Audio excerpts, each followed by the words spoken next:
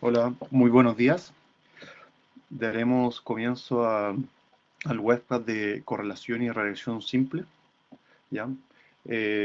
Esta vez el instructor voy a ser yo, Franco Mancilla, ¿ya? En el cual voy a compartir la pantalla. Un segundo. En el cual vamos a ver correlaciones y regresiones simples para posteriormente en los siguientes webcasts ahondar en esta gama o este barril sin fondo que es la econometría en sí, ¿ya? Cualquier consulta, cualquier problema que se presente en el audio, me lo pueden mencionar a partir del chat, en el chat, ¿ya? ¿Se escucha bien? ¿Se ve la pantalla?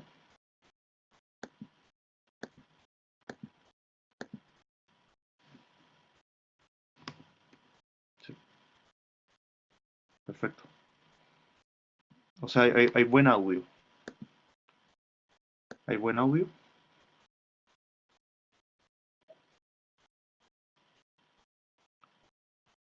Perfecto. Bueno, comencemos.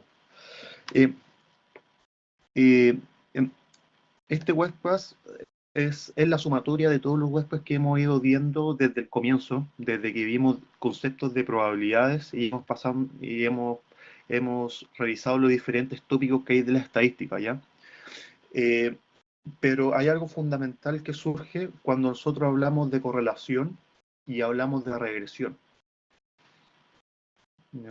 La- la- Normalmente uno tiende a pensar de que la correlación ex- eh, es sinónimo de causalidad, en el cual eso es un error, ¿ya? Ya que la correlación es una medida de asociación, es una medida de asociación lineal entre dos variables, ¿ya? En cambio, una causalidad está en función de dos variables, pero tienen un orden de jerarquización.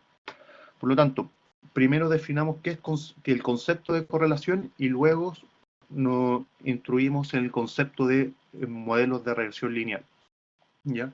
Los conceptos de correlación, como lo decía antes, son medidas de asociación lineal, en el cual hay dos subconceptos, que existe la covarianza,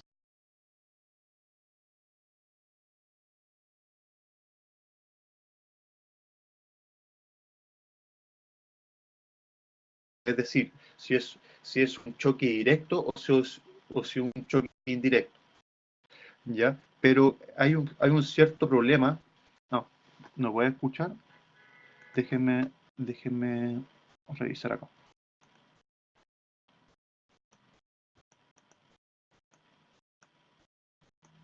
Ahora, ahora sí, perfecto. ¿Está bien ahora? ¿Se escucha?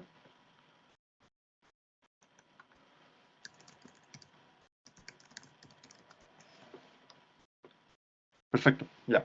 Entonces, retomando, eh, veremos primero los conceptos de correlación o conceptos de medidas de asociación para luego instruirnos en los conceptos de modelos de regresión lineal. Cuando nosotros hablamos de conceptos de asociación, existen dos subherramientas, ¿ya? Que es, eh, que es la covarianza y la correlación, donde la covarianza nos da, nos da a entender o nos explica el grado de, de, de match o el grado de que cuál es la relación que existe entre esos dos variables, si directa si inversa. En sí, el número no nos interesa, más bien no podemos asociar o lo podemos analogar como la covarianza como la varianza, que no tiene no es un dato que se pueda explicar o interpretar, ¿ya? Pero la covarianza tiene un grave problema que es sensible a la magnitud de los datos, ¿ya? Por ejemplo, si abrimos un Excel,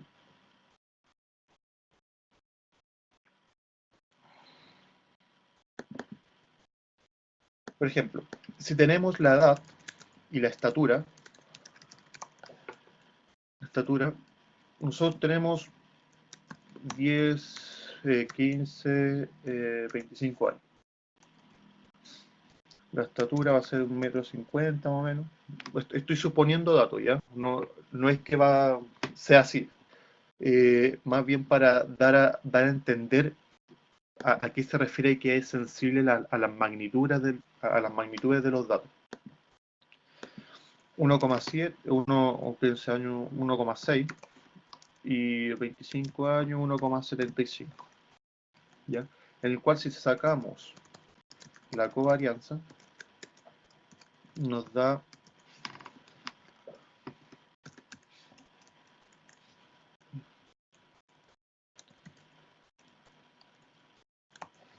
0,66. Efectivamente tiene una relación directa, es decir, que entre mayor edad va a ser mayor la estatura, ¿ya? Pero si nosotros hacemos lo mismo, pero cambiamos la magnitud de las variables, es decir, si esto lo multiplicamos por 100, son 150 centímetros, esto es 1,5 metros, y hacemos lo mismo, podemos ver que se dispara. O sea, no es lo mismo decir que existe una covarianza de 0,63 a una covarianza de 63. Por lo tanto, ¿qué podemos hacer para, para poder resumir esa información para, entre comillas, hacerla comparable o hacerla medible o hacerla interpretable? Es la correlación, en el cual la correlación está acotada entre un rango de -1 a 1 y no es sensible a las magnitudes. Por lo tanto, si sacamos la correlación de la matriz 1,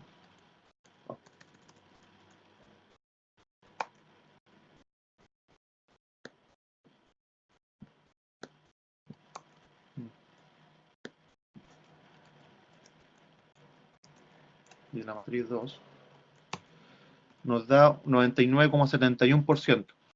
Y si la sacamos acá, nos da lo mismo. ¿Ya? Entonces, la correlación es una medida de relación. Es decir, que los datos entre dos variables existe una asociación, pero no significa que haya una causalidad. Es decir, que la edad no causa la estatura, o viceversa, que la estatura no causa la edad. ¿Ya? Entonces hay que tener bien claro ese concepto. Ahora, cuando nosotros, bueno, y existen tipos de correlaciones, como la correlación directa, en el cual que es en el ejemplo que vimos que cuando la edad sube, la estatura también sube, por lo tanto es una relación directa. Una relación indirecta que cuando sea al revés, es decir, cuando la edad suba, la estatura baja. Es poco lógico, pero a eso se refiere a una correlación indirecta y una correlación nula, en la cual no existe ninguna asociación entre los datos de esas dos variables. Ahora bien, cuando pasemos a los modelos de regresión lineal, nosotros podemos tener dos o más variables para hacer un modelo de regresión lineal, en el cual la propiedad fundamental de esas variables es que tienen que existir una jerarquización. Es decir, que una variable y tiene que estar en función de una variable de variables x, o una o varias variables x. A eso me refiero que existe una jerarquización. ¿Ya? Y los modelos de regresión lineal, los objetivos son varios, dependiendo del contexto, dependiendo de lo que estamos estudiando, es dependiendo qué tipo de modelo de regresión lineal podemos hacer. Lo ideal es encontrar parámetros lo más bueno posible o los mejores modelos en el cual ese parámetro nos represente un parámetro poblacional. ¿Ya? Por lo tanto, existen las variables, en el cual están las variables dependientes, que sería en este caso la variable y, y la variable independiente, que serían las variables X. Ahora, existen muchos nombres, o sea, existen muchos nombres sinónimos a variables dependientes y a variables independientes. Esta es la explicada, la predicha, la regresada, la respuesta endógena controlada. ¿Y cuándo la vamos a usar?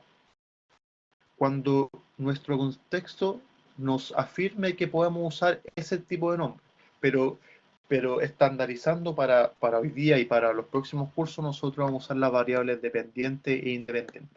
Por ejemplo, cuando nosotros usamos variables de estímulo y de respuesta, es cuando hacemos, por ejemplo, regresiones para ver choques de impulso-respuesta, endogeneidad, cuando hablamos de variables económicas, o sea, es decir, que existe algún grado de independencia, es decir, la exógena existe un grado de independencia entre las variables. Eh, Predicha y predictora cuando hacemos pronóstico.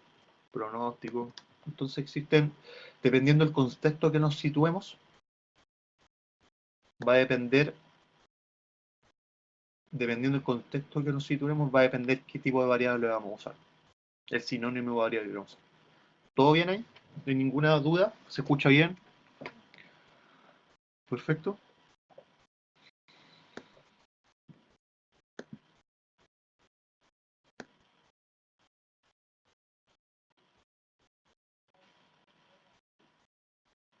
¿Todo bien? ¿Se escucha?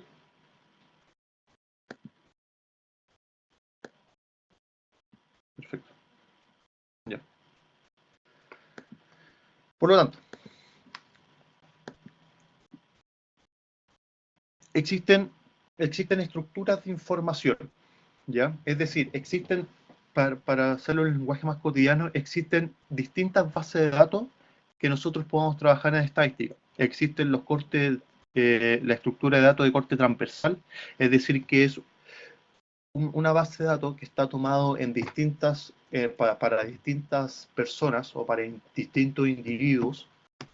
Es decir, acá, por ejemplo, se tomó una observación de un individuo y se le preguntó el salario, la educación, la experiencia, si es hombre o mujer, casado y entre otros. A otro individuo le preguntaron el salario, la educación, la experiencia y su sexo. Y así sucesivamente. ¿Ya? En el cual nosotros ahora vamos a trabajar con datos de corte transversal. Existen otros tipos de datos que son las series de tiempo, en el cual esta serie de tiempo es de un tipo de individuo o un tipo de variable que se obtienen los datos en diferentes instancias del tiempo. Por ejemplo, el IPC. El IPC se toma, bueno, dependiendo el tiempo, se toma semestral, se toma mensual o se toma anual. ¿Ya? Entonces, por ejemplo, aquí se tomó una variable.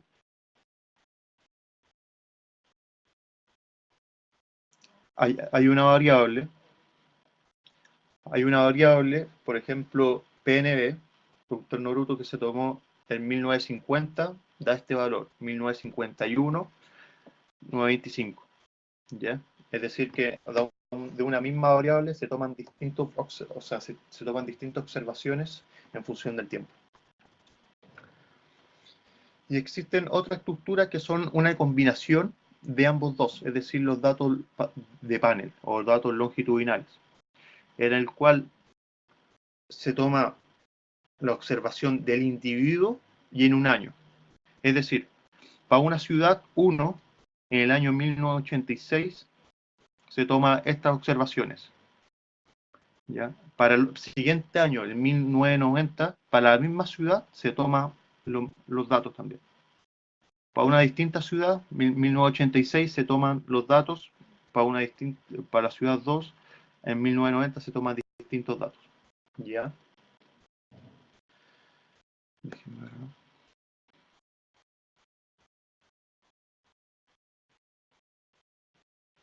Perfecto. Ya. Entonces, nosotros nos vamos a enfocar en estructura de datos de corte transversal, ¿ya? Es decir, a individuos tomados, a distintas observaciones tomadas a distintos individuos. Por lo tanto, nosotros cuando hablamos de modelos econométricos, estadísticos, es muy diferente hablar a modelos matemáticos, ¿ya? En el cual, o modelos determinísticos, ¿ya? Un modelo matemático, un modelo teórico, se basa en este modelo, en el cual existe una causalidad casi definida. Por lo tanto, nosotros cuando trabajamos con modelos muestrales, nosotros tenemos una variable incierta, en el cual nosotros incluimos la variable error. ¿Ya? Existen estos modelos, pero normalmente como nosotros siempre vamos a trabajar con modelos muestrales, es decir, vamos a trabajar con muestras y no con poblaciones, hay que incluir un parámetro que es el error. ¿Ya?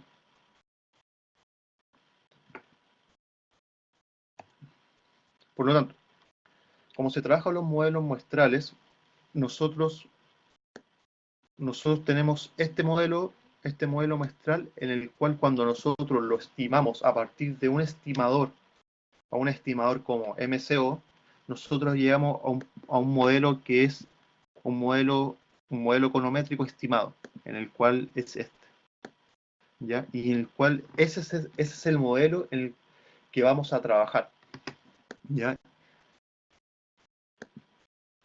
Por lo tanto, si vemos esta imagen, esta es la línea recta, es la línea pendiente en el cual se estimaron los datos. Recuerden que estamos trabajando con modelos lineales y no modelos no lineales, que son a la vez más complejos, ¿ya? Y que, estamos haciendo la introducción para ver más adelante modelos más complejos como modelos de máxima verosimilitud, modelos Logit, Probit, ¿ya? Entonces, lo que busca un estimador como MCO es disminuir el error entre el valor real y el valor estimado. Por lo tanto, este residual sea lo más chico posible. ¿Ya? Me adelanté una parte que fue describir un estimador, que un estimador de MCO que es mínimos cuadrados ordinarios. ¿Ya? Entonces, lo que trata de hacer es tirar una línea recta en el cual optimice o minimice el error observado al error estimado. Es decir, del dato observado al dato estimado. Perfecto. Por lo tanto, existen tipos de estimadores para poder estimar esos parámetros. Entonces, lo que a nosotros nos interesa, en fin y al cabo, es estimar estos parámetros beta. ¿Ya? ¿Y cómo lo vamos a hacer? A partir de estos tipos de estimadores. Mínimos cuadrados ordinarios, método de máxima verosimilitud, método generalizado de momento, más conocido como YEMEM, y método de estimación bayesiana. ¿Ya? Y dependiendo el estudio, bueno, y nos podemos preguntar qué tipo de estimadores vamos a usar para estimar esos parámetros beta. El estimador siempre va a estar en función a lo que queremos estudiar o a nuestro interés. ¿Ya? Por lo tanto, normalmente siempre se trabaja con mínimos cuadrados ordinarios, ¿ya? En el cual trata de minimizar ese error entre el dato observado y el dato estimado. ¿Ya? Existe también el método de máxima verosimilitud, que adjunta la probabilidad de haber seleccionado los datos de una muestra a una función de densidad de probabilidad determinada. El método generalizado de momento, que es separar los datos tanto de las distribuciones de datos muestrales con los datos poblacionales. Y los métodos de estimación bayesiana, que ya es otra escuela, no es una escuela frecuentista, que se asume una distribución de datos y una creencia de la distribución de los parámetros para posteriormente determinar una distribución a posteriori de los estimadores. ¿Ya? Pero normalmente siempre se trabaja con los mínimos cuadrados ordinarios. ¿Ya?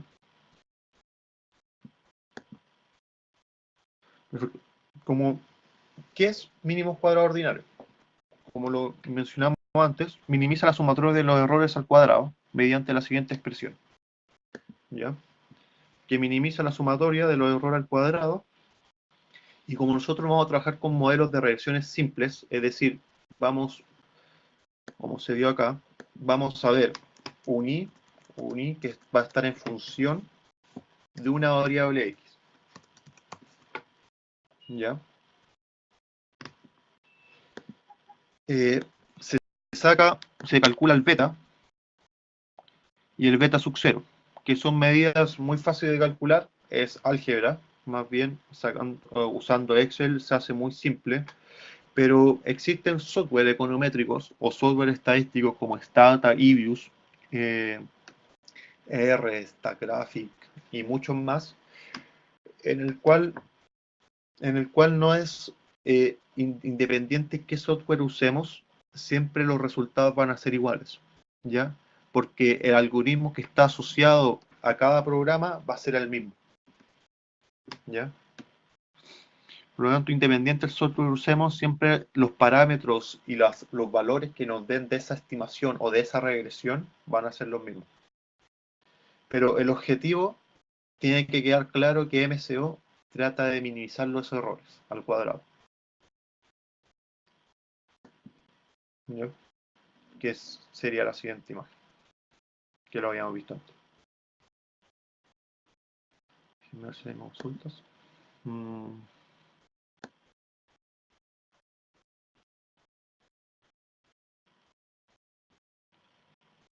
Ya.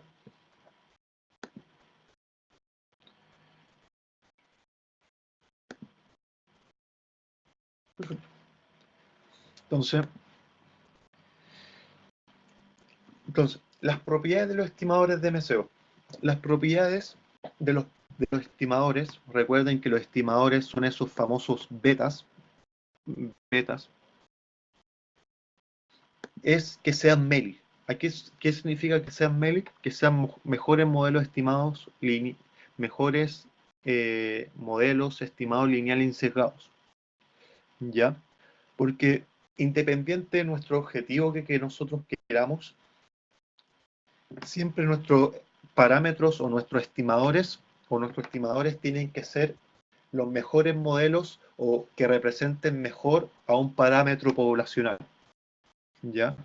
Si llegamos a ese objetivo, podemos formar un modelo de regresión o un modelo econométrico que nos pueda servir para todo en realidad. ¿Ya? Para pronosticar, para ver causalidades o simplemente para ver el signo que existe entre la variable dependiente con las variables independientes, ¿ya? Por lo tanto, los MCO tienen ciertos supuestos, ¿ya? El cual trata de hacer para cumplir estas condiciones como que sean mejores, es decir, que sean eficientes, que sean lineales y que sean execados, ¿ya? Que esos supuestos los vamos a ver cuando veamos regresiones múltiples, ¿ya? Y si se cumplen todos esos supuestos, podemos decir, o podemos decir en forma entre comillas, que existe, que nuestros estimadores son son mejores estimadores lineales encerrados. ¿Ya? Entonces pasemos al ejemplo. Un segundo.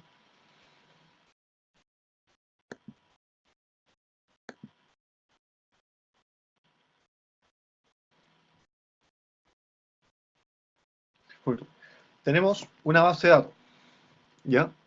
Que esta base de datos tiene alrededor como 15, más, debe tener unas 15 variables con alrededor de 526 datos, ¿ya? Como nosotros hoy día vamos a trabajar con modelos de regresión lineal como para entender el concepto, raramente, igual en la realidad se trabajan con modelos de regresión lineal, modelos de regresión lineal simple, ¿ya? Porque para causar una variable no solamente depende solamente de una variable dependiente, sino también dependen de muchas variables, ¿ya? De muchos factores. Y existen dos enfoques. Un enfoque que es un enfoque teórico y un enfoque que es que está en base a nuestra experiencia. ¿Ya? Es decir, nosotros cuando hacemos nuestro modelo, y el modelo que nos arrojó va en contra a nuestra experiencia o a nuestra lógica, ya estamos cometiendo un error. ¿Ya? Es decir que el modelo no está mal calculado, ¿no? O sea, no está mal, no está hecha mal a la matemática, sino que está mal modelado. ¿Ya? Por lo tanto, mira, veámoslo con el siguiente ejemplo. Entonces, tenemos nuestra variable dependiente, que es salario, y nuestra variable experiencia, que está en años de experiencia, que es nuestra variable independiente. Por lo tanto, tenemos dos opciones para poder sacar los estimadores. Haciendo esto, es decir, sacando la sumatoria, las multiplicaciones, hacer la suma de producto entre y y x, restarla con este factor y dividirla por este factor. Pero como ya estamos avanzados en tecnología, podemos usar la herramienta Excel para este momento, porque si para las próximas sesiones ya nos va a ya Excel ya no va a ser de mucha utilidad, ya que Excel no es una herramienta estadística. Tiene factores estadísticos, pero no tan avanzados como otras herramientas como Stata o R. Por lo tanto, vamos a datos, análisis de datos.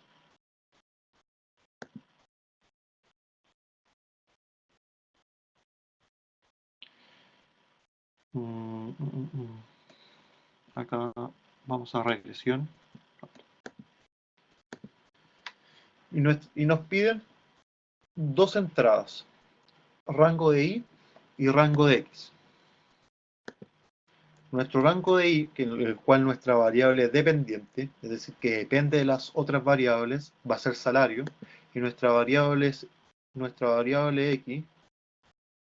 va a ser permanencia, o sea, experiencia.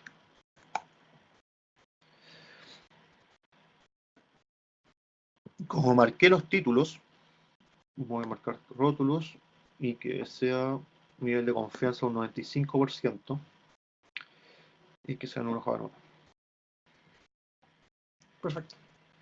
Este es el resumen o la tabla o los datos que les va a mostrar cualquier software estadístico económico. Posiblemente la interfaz sea diferente, pero los valores arrojados van a ser los mismos. ¿Ya? Ahora, el análisis de varianza está en función de una prueba de hipótesis. ¿Ya? Pero como nosotros estamos trabajando con un modelo de regresión simple, es decir, solamente con la experiencia, no vamos a usar modelos, no vamos a usar el análisis de varianza, porque si se dan cuenta, el valor crítico de la prueba de Fisher es el mismo valor crítico o el p-value que el p-value de la experiencia, de la variable independiente. Por lo tanto, este por hoy día no lo vamos a usar, pero en la próxima sesión, cuando veamos regresión múltiple, sí lo vamos a ver. Ahora bien, nuestro modelo, si lo hacemos, va a ser salario igual a 5.373 más 0.030 experiencia. Este modelo es el mismo modelo, o sea, el mismo modelo de la representación matemática de un modelo estimado. ¿Ya? Por lo tanto, podemos interpretar este modelo. Tenemos dos coeficientes a interpretar. Una, que es la intercepto, en el cual el intercepto me dice dónde corta en el eje Y, y la experiencia. ¿Qué nos dice el intercepto? Que no, a la ausencia, de la experiencia o de los años de experiencia, en promedio el salario es 5,37 dólares, ¿ya? O cientos de dólares, en promedio. Pero si nosotros incluimos la variable experiencia, nos dice, al aumentar un año de experiencia, déjenme ver en qué unidad está experiencia. Debe estar en años, me imagino. Denme un segundo. Denme un segundo. Sí, está en años.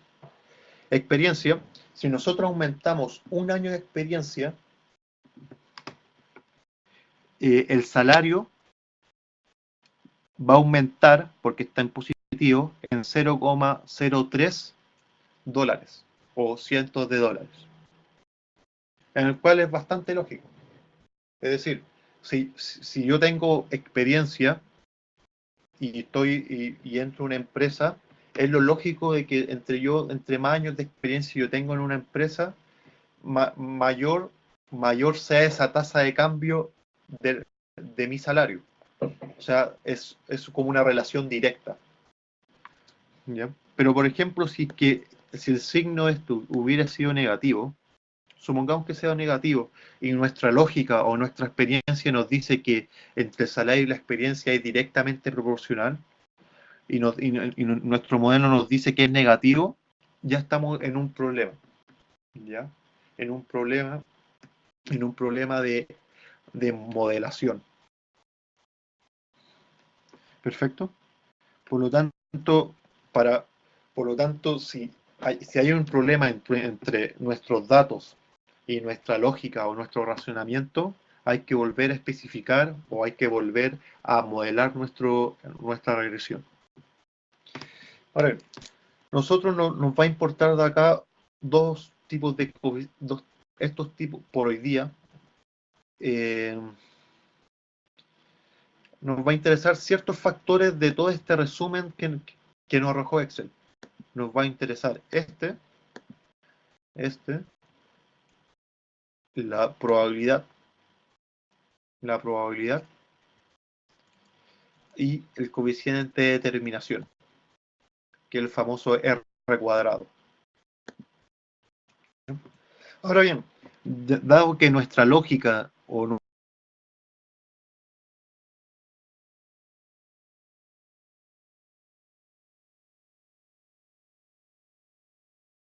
de hipótesis. Vamos, déjenme.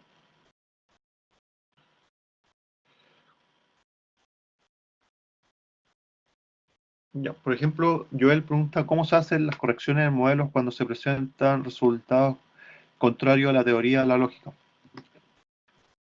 Veámoslo enseguida, miren. Cuando nosotros ya, en nuestro primer escenario, es que nos salió bien. Es decir, nuestra lógica está en función, o sea, concuerda con nuestro modelo, con nuestros datos. Con nuestros datos nos vamos a la probabilidad, en el cual la probabilidad nos dice, en h sub 0, nos dice que beta 0 es igual a 0, y h1 es que el beta o el beta de experiencia es distinto a 0. ¿Ya? Según la clase que vimos la vez pasada, en dosis más de hipótesis, ¿dónde cae esta región? O sea, ¿dónde cae el p-value del estimador de experiencia?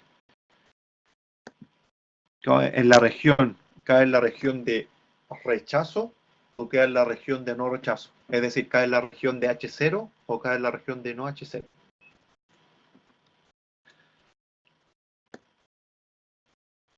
Es decir, claro, cae en la región de H1, donde podemos inferir entonces con la prueba estadística, con un p-value y con un nivel de significancia un 5%, de que el beta 0 no es igual a 0. Por lo tanto, la experiencia tiene suficiente evidencia para poder explicar la variable salario.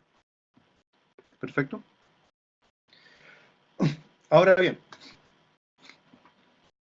existen coeficientes de determinación como el R cuadrado que son del modelo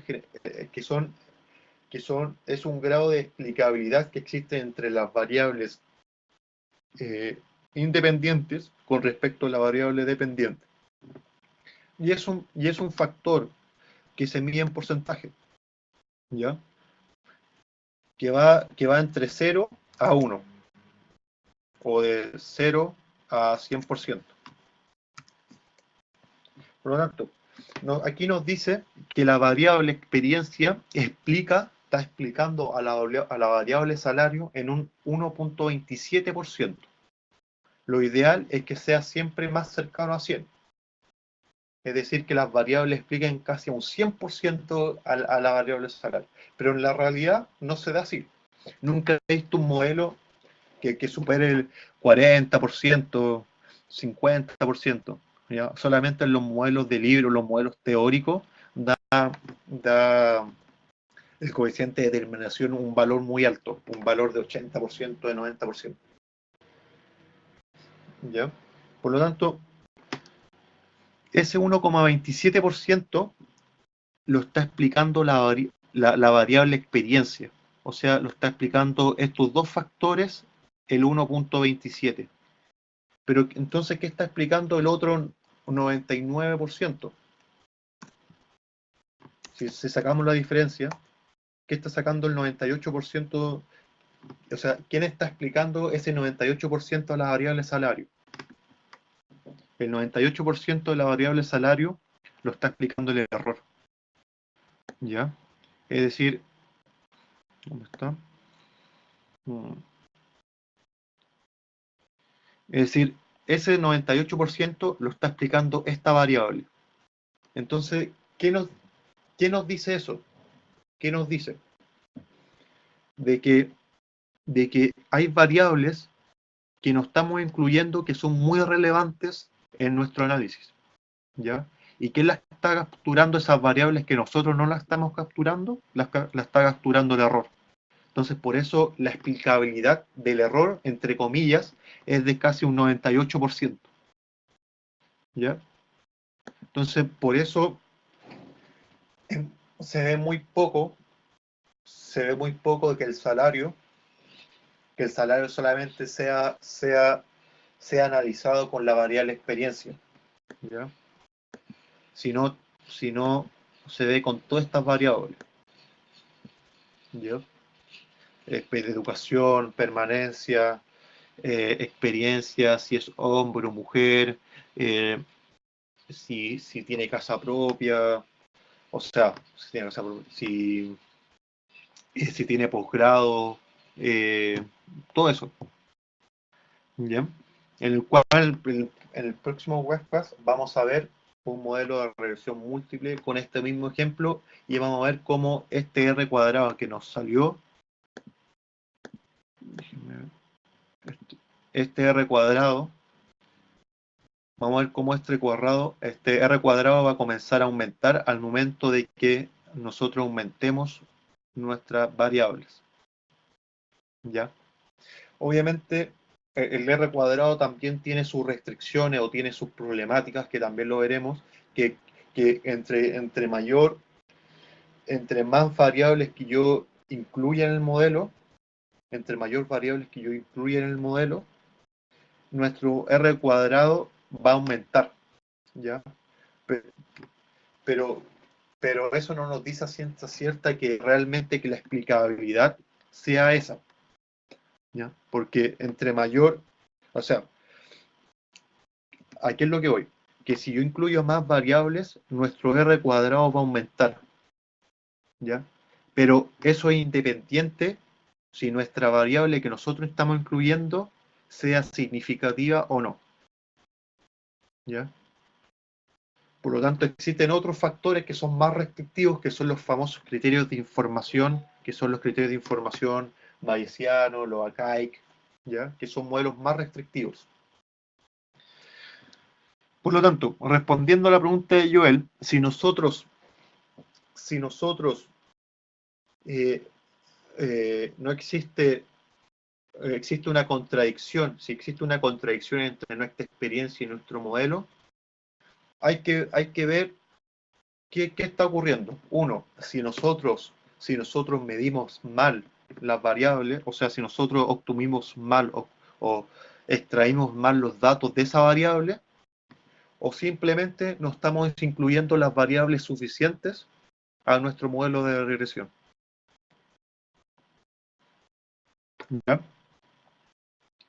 Pueden ser esos dos factores, pero estos modelos siempre van a estar acompañados o van a ir de la mano de nuestra lógica, ¿ya? Porque al fin y al cabo es el analista o la persona que está haciendo estos modelos el que va, el que va a tomar la decisión al fin y al cabo. No va a ser nuestro modelo, vamos a ser nosotros. ¿Ya? ¿Tiene alguna duda?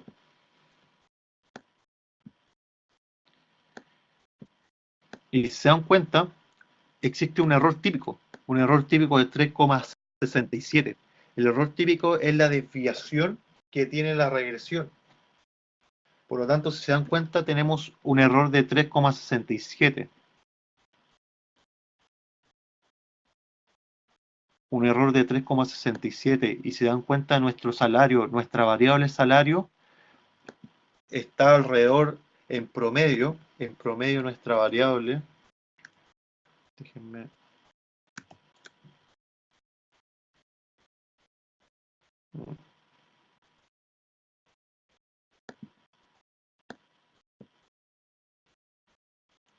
Sí. Nuestra variable en promedio son 5,89. Es decir, nuestro modelo se desvía alrededor de 2, algo. O sea, se está desviando 3, pero eso es demasiado en función a la magnitud que tiene, en función a la magnitud que tiene nuestra variable de estudio, o sea, nuestra variable salario. ¿Ya? Entonces también existe que el coeficiente de terminación, dependiendo de lo que queremos, por ejemplo, si nosotros queremos pronosticar, lo ideal que nuestro error típico sea lo más bajo posible. ¿No? Pero si nosotros queremos ver causalidades, lo ideal es que nuestra variable de explicación o nuestra variable de variabilidad de determinación sea la más alta posible. Pero eso se verá más adelante con los cursos más posteriores, cuando vean modelos de series de tiempo, en el cual lo que más importa para mí en un modelo de serie de tiempo, o sea, las dos son influyentes, el error típico y el coeficiente de determinación, pero para mí, para hacer pronósticos, como por ejemplo, un modelo de serie de tiempo, es un nivel de ajustabilidad en el cual me lo mide el error típico o el famoso raíz media cuadrática.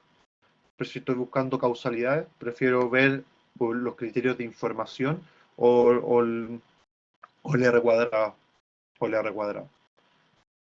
¿Ya? ¿Tiene alguna duda?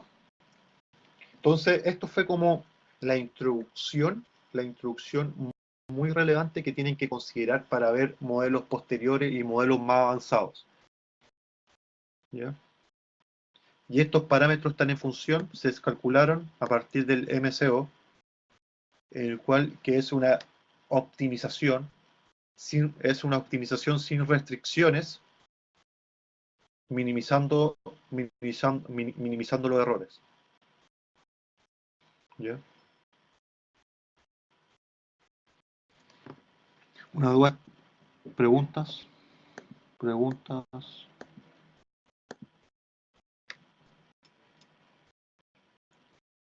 ¿Alguna duda? ¿Alguna sugerencia para ver el próximo webcast?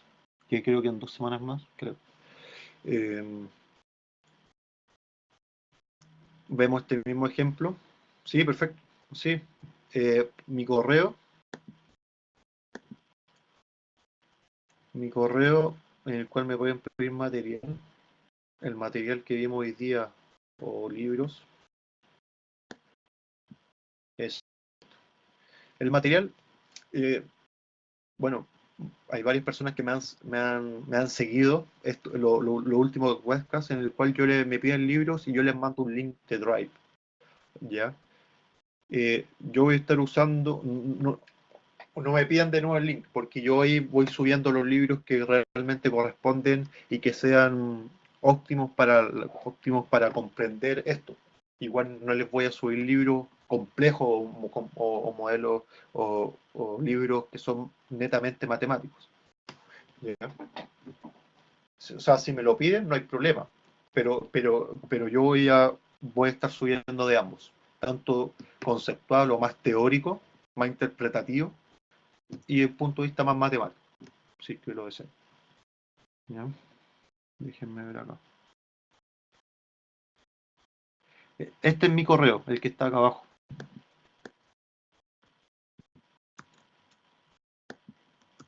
Igual se lo envío. Déjenme ver. Aquí tengo unas dudas.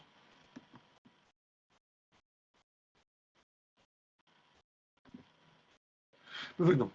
Mi secano Bedoya me dice, profe, no me queda claro la diferencia entre datos de panel y corte transversal. Mira, los datos de panel, o sea, los datos de corte transversal son estos. Son estos. Es decir, los datos de corte transversal son datos en el cual son tomados distintos individuos en un instante de tiempo. Es decir, esta toda esta observación fue capturada de un individuo. Es decir, fueron a hacer el estudio, pescaron a un individuo y le dijeron, ¿cuál es tu salario? 3,1. ¿Cuál es tu educación? 11. ¿Cuál es tu experiencia? 2. ¿Cuál es tu permanencia? 0. Después pescaron a otro individuo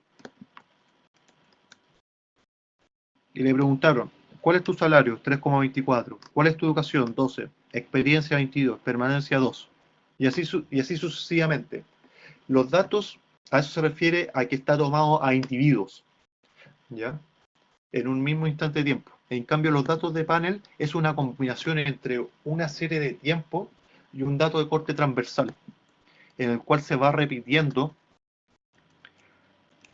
Déjenme buscarlo.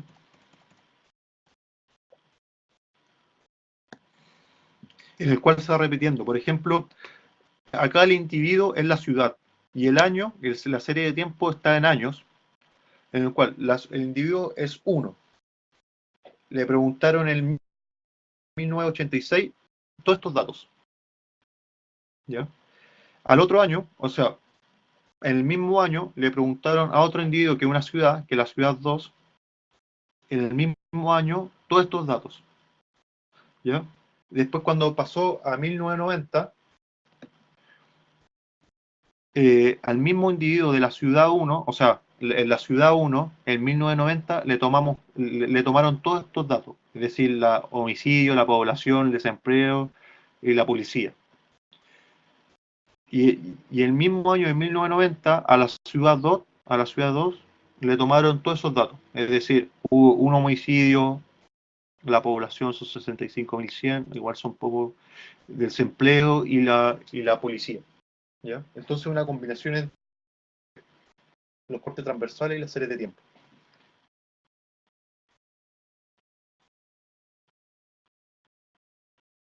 ¿Ya? El, el coeficiente de correlación es 0,11, muy bajo. Carol pregunta, el coeficiente de correlación es muy bajo. Eso quiere decir que la experiencia no está correlacionada bien con el salario. O sea, no es que esté bien, es decir, que la asociación que hay entre la experiencia y el salario son bajas, ¿ya?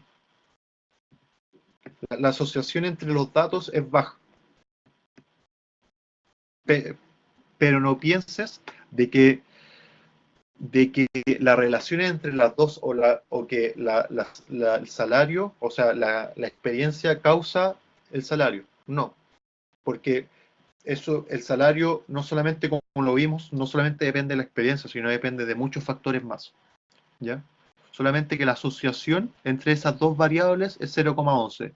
Por lo tanto, es más o menos baja, ¿ya? La asociación es baja en 11%.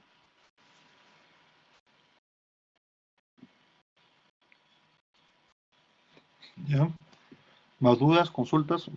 He sentido que he llegado a muchos correos. ¿Ya? Yo voy a esperar que me lleguen todos los correos y ahí le subo el material. ¿Ya? Si me demoro es porque algunas veces surgen preguntas después del webcast y entonces me las hacen y me tardo un poco más en responder todos los correos. Pero van a ser respondidos todos. ¿Ya? Perfecto. Muchas gracias. El correo nos están pidiendo es este.